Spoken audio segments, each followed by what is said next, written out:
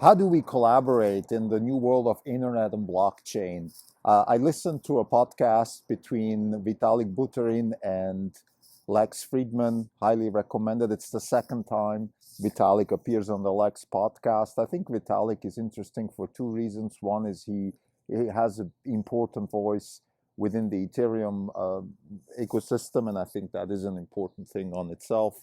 And then also he's just an inspiring person. I personally don't have a lot to say about his personality. I don't know his history, but he's the kind of person that kind of thinks, let's say, outside of the box. Or he inspires different type of thinking, and that's very interesting. And one of the thoughts that came to me while I was listening to the interview was sort of the question of collaboration.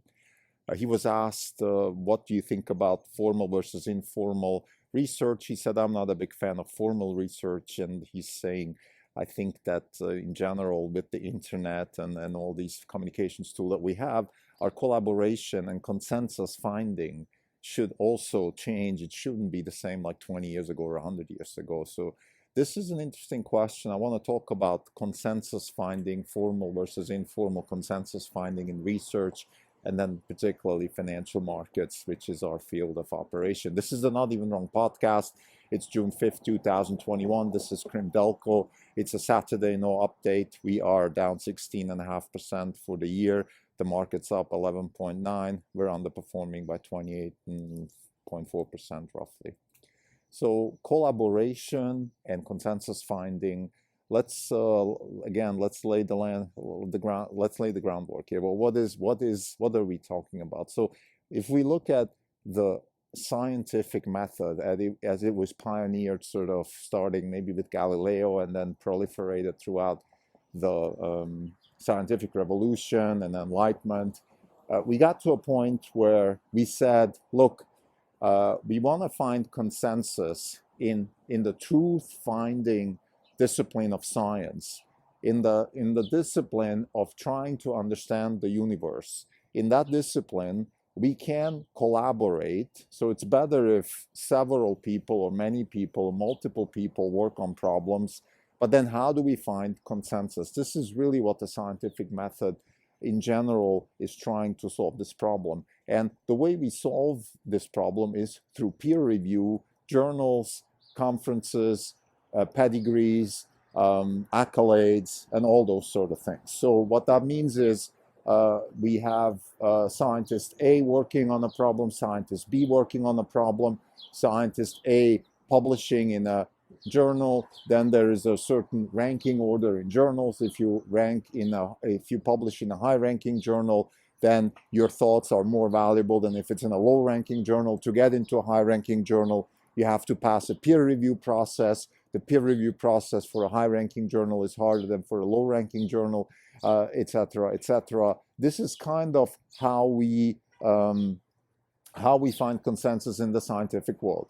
The positive about this is that, first of all, it is collaboration and it is consensus. So it's not just one person working somewhere. It is several people. The negative is that, and these are Vitalik's words, we try to optimize for peers. And this is also something Naval said recently, Naval Ravikant. He said that in professions where you're trying to impress your peers, or where you're being evaluated by your peers, basically corruption creeps in. Professions where you're evaluated by the marketplace, where some sort of reality kicks back and says you're wrong, are much more honest and therefore better. So I want to contrast the scientific world with the hedge fund world. I think this is a good example of, let's say, again, the scientific world is being evaluated by peers. So peer review is the fundamental building block of the scientific world. And I think, therefore, we have this creeping corruption. And when I say corruption, I don't necessarily mean corruption in a illegal going to jail type of way, but, corruption just, let's say, you might cut corners, you might not be trying to really find the truth, you might not be trying to really change the way you think about something because you're not going to be able to impress your peers. And if you can't impress your peers, then you will not get your tenure, or you will not be invited to the next prestigious conference and be on the panel and sort of get an invitation to spend a nice weekend on the Swiss Alps. So those are the kinds of things that could play a role when you are being peer reviewed. Now, contrast that with the hedge fund business in particular. I think we in the hedge fund world are definitely absolutely being evaluated by the market, by reality checks. That's why I also emphasize returns every time I start this podcast, every time I talk to people. The first thing I tell them is always my returns. And I think it's not just because it matters in terms of, how much are you up this year, or what's your CAGR since inception. It matters a little bit. But what is much more important in my view is the statement that, look, I am being evaluated by the marketplace. So no matter what you think about me, no matter what you think about my thoughts, this is the result. This is the purpose of my thoughts, at least professionally, is to make money and generate wealth. And this is the kind of wealth I've generated. And we can now go from here. We can argue about other things. We can argue about the validity of blockchains. We can argue about if COVID-19 was handled properly or not. We can have all kinds of conversations. Should Chelsea have won the Champions League?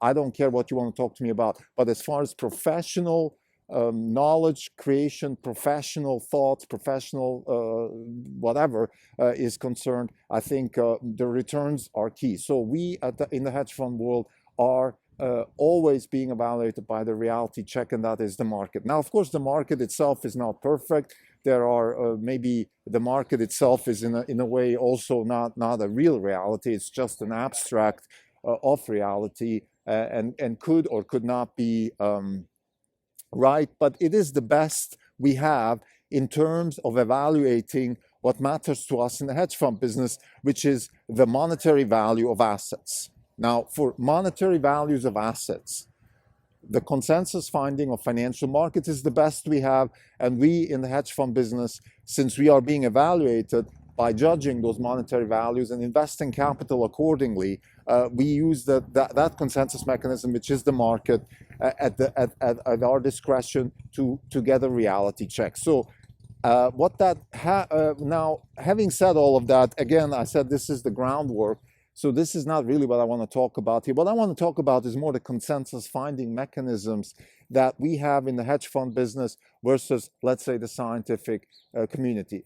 In the scientific community, like I said, a consensus is primarily given through peers. So it's if you want, maybe it's more kind of like a proof of work concept, in a sense that you have to kind of work yourself to a position where you have the right to actually set consensus or be part of the consensus mechanism. So if you really kind of wanna use some blockchain terminology here, the scientific method is, in a sense, a proof of work concept, and that also already puts proof of work kind of in a, I would say, in a kind of a shady light, because if we just said that peer review and things like that are problematic, well then how does proof of work, how does the scientific method really do relative to, let's say, other methods such as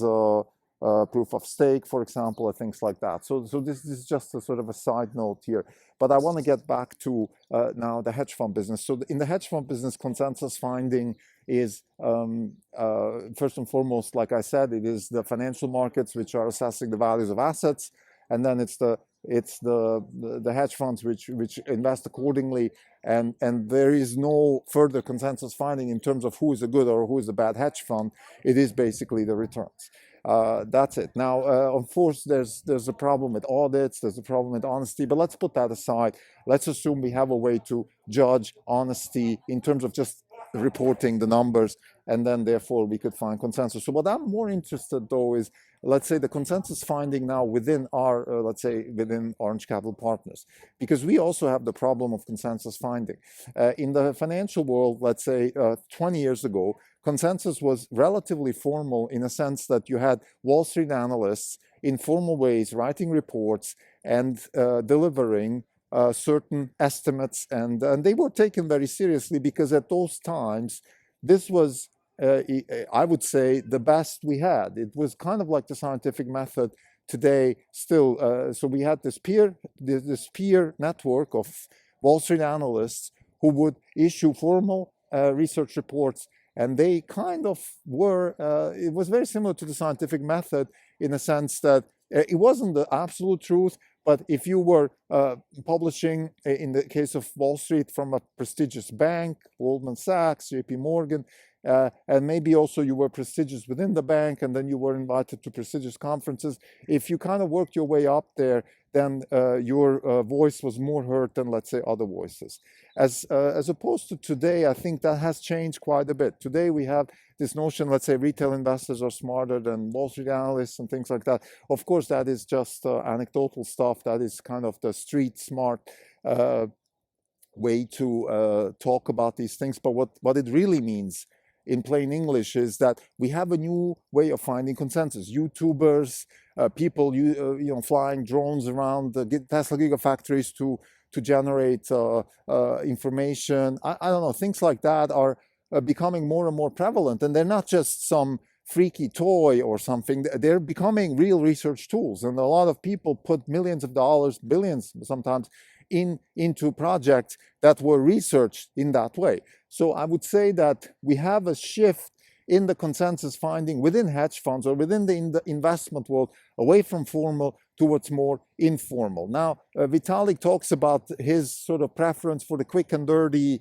solution that then gets refined. So he's a lot more Popperian or market-driven when it comes to consensus finding. And I think the same applies to the hedge fund business. I think we have to be a lot more Popperian. We have to have this quick and dirty assumption and then start evaluating and criticizing in a Popperian way, meaning finding errors in our thesis, and then go towards the right positioning in terms of which stock should we buy, which is the fundamental degree of freedom that we have in the investment world. Now, of course, that process in itself is very is not a clear-cut black and white thing, because let's say if I find out, okay, because it's Popperian, there's no right time to buy a stock. So you have to have a feel, and that's why I think running a hedge fund is still an art more than a science. You have to have a feel for, okay, now we have enough, let's say,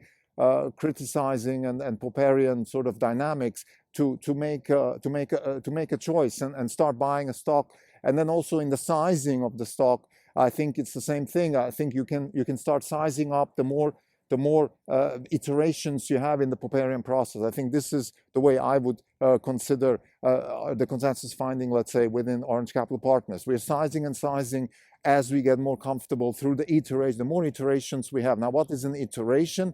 An iteration in the Popperian sense is simply, it's a one cycle of having an idea and then testing the idea against criticism, finding errors, fixing those errors, and then going. So, for example, when we started with Tesla investing, we thought Tesla is a car company, and then we tested this idea, and we found that it's actually much more of a software company. We kept testing that idea. It became more of an AI company, and then an energy company, and then a sort of fully integrated AI energy company. And now we are also thinking of adding the blockchain theme to the Tesla stock, although we haven't really found a useful way or a way that convinces us that has potential in many ways. One is maybe blockchains don't have as much potential, but also maybe Tesla won't be able to become a value generator through the blockchain technology. So this is just an example. Of course, there's much more details to this. This is our daily work. This is what we actually do, which is we try to use technology, financial technology, social technology, to gather our thoughts and have these iterations. And the more iterations we have, the more we can criticize our own thoughts, the better, the more confident we can get either that we're right or wrong. So I would say this is the consensus finding within Orange Capital Partners. This is the consensus finding, I would say, within probably most successful financial companies out there. And we are getting away from this formal consensus finding that used to be the case of Wall Street. And the reason we're doing that is because we can. We have this ability we're much more flexible. We're much more. It's much easier to collaborate today. Again, there's YouTubers, people from Shanghai sending tweets with pictures of the Gigafactory there. There's a lot of things that we couldn't do 20 years ago or 50 years ago. That's why we're less formal. I think it's a great opportunity. It's like everything else, democratizing the access to financial markets and the access to wealth generation. It is also much more difficult in the sense that you have to change the way you work. Away from formal to more informal also creates new thought processes and new ways of being right and wrong. And I think this is exactly what is exciting about being in the hedge fund business today. Thank you.